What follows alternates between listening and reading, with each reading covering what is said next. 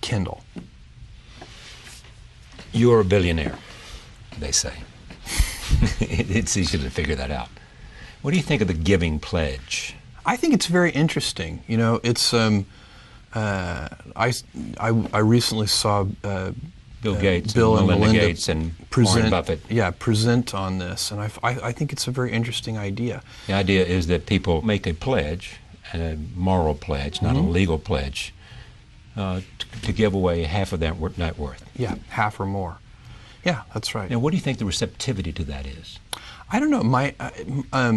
Does it interest you? Is it something that would resonate with me. You to know more about? I have a lot of ideas about philanthropy that I'm not ready to share or talk about. But the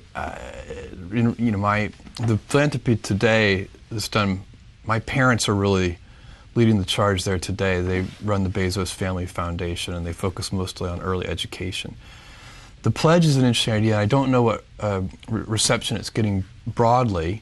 For me, the most important thing is to figure out which models work the best. So, like, for one thing, I'm convinced that in many cases, for-profit models improve the world more than philanthropy models if they can be made to work. And this is, by the way, one of the things that the Gates Foundation, in my view, and I know that foundation quite a bit. Patty Stonecipher, who ran it for a long time, was on your board member. Is still an Amazon board member. And I think they are geniuses at figuring out that distinction. So let me give you an example of what I mean. They are always looking, they want to invest philanthropically in places where there are clear market failures. So vaccines need to be refrigerated. Right. And in the poorest places, there's no refrigeration. There's no electricity for refrigeration. So how do you distribute vaccines? Can you invent vaccines that don't need to be refrigerated? Can you invent battery-powered vaccine refrigerators? Actually, they're exploring a multitude of things along those lines. But because there's no money, it's not the kind of thing that big drug companies are going to jump on to make a vaccine that doesn't need to be refrigerated, because the bills are always going to get paid in the developed world where they do have refrigeration. So there's no upside to developing that kind of vaccine. Right. Kindle would be an example of something where the for-profit model is, it's driving down the cost, increasing the convenience of reading. One of the great things about the for-profit model is it's self-sustaining, right, and it draws competition.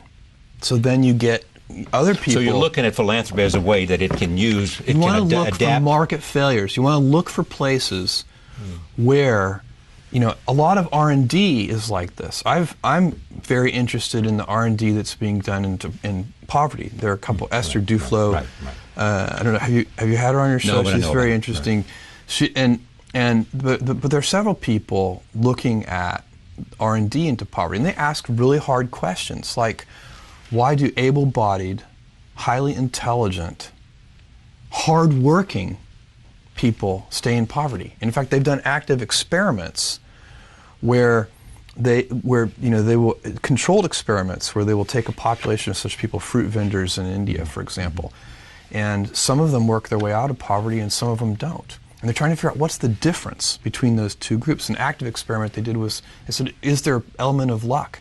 So they randomly selected half of the people, and they gave half of them, I think it was $500 or $1,000. It was sort of like winning the lottery. And they said, okay, so is that lottery going to be an explanatory variable for which of these people work their way out of poverty? And they found that actually wasn't that meaningful of a variable.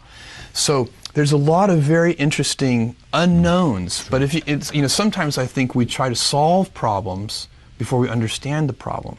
And my parents are very interested in early education, and actually funding some R&D into very young kids, even infants, where they put them in these big, superconducting brain scanning machines, and they can watch their brain. This is the kind of machine that was used to demonstrate that baby Mozart definitely does not work. But you can learn. You get very quantitative and really learn, like, what does work in early education. Sometimes we argue about things, as a society, we argue about things even before we know Yeah. Have any data? Yeah. Well, it also goes back to something I believe in a lot, which is you got to ask the right questions. Yes, if you do. ask the right questions, you're more likely to go in the right direction. Yes. All right. You got to ask the right flavor of that right question, even. Let me